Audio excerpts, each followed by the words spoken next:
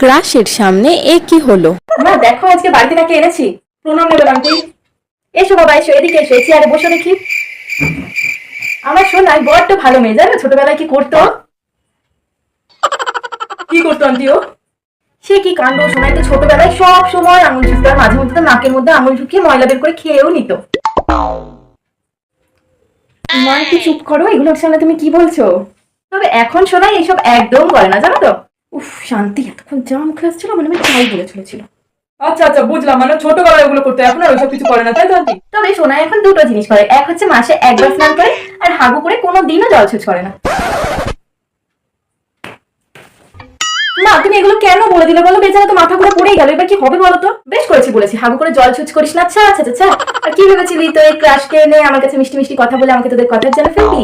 আর উল্টে দেখ, আমার কথার জালে ফেলে তোর ক্রাশকে এখানে লুটোপুটি খাওয়াচ্ছি আমি। পড়ে থাক এখন।